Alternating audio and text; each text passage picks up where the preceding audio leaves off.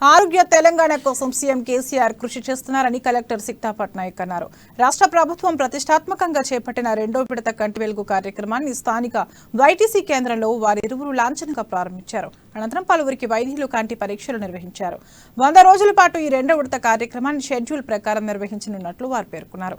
జిల్లాలో దృష్టిలోపం కలిగిన వారికి పరీక్షలు నిర్వహించేందుకు 33 బృందాలను ఏర్పాటు చేశామని తెలిపారు.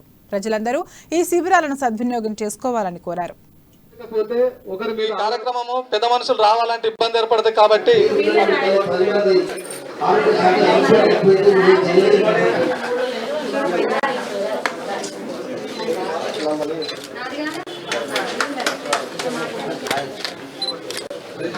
ఆధార్ నంబర్ రాసిన చెక్ చేసే వాళ్ళు రావాలి.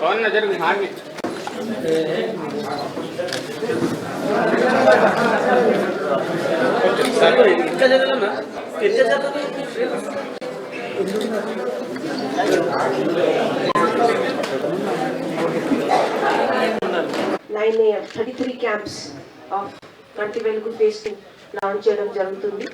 సో మన జిల్లాలో టోటల్ 33 టీమ్స్ పనిచేస్తున్నాయి.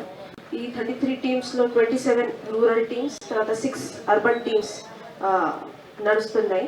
సో ముఖ్యంగా అర్బన్ అండ్ రూరల్ స్ట్రాటజీ కొంచెం డిఫరెంట్గా ప్లాన్ చేయడం జరిగింది. ఆల్మోస్ట్ 1 or 2 months నుంచి మెడికల్ డిపార్ట్మెంట్తో సహా మున్సిపాలిటీ, తర్వాత Panchayati Raj department, MEPMA in urban areas, తర్వాత ఐకేపీ ఇన్ రూరల్ ఏరియాస్, ఇవన్నీ ఆల్ డిపార్ట్మెంట్స్ సపోర్ట్తో సహా mobilisation strategy, logistics, planning, drinking water, tent, shamiana, ఇవి అన్ని అరేంజ్మెంట్స్ కూడా ప్లాన్ చేయడం జరిగింది. వేరే అవయవాలు ఏది కొద్దిగా కుంటైనా, కొద్దిగా కాలు ఏదైనా, చెయ్యి ఏదైనా, ఇంకా ఏ అవయవం కొద్దిగా దెబ్బతిన్నా ఏదో మనం నడవగలుగుతాం, మన పని మనం చేసుకోగలుగుతుండొచ్చు. కానీ పూర్తిగా కన్ను లేకుండా కంటి లోపము, కంటి చూపు లోపము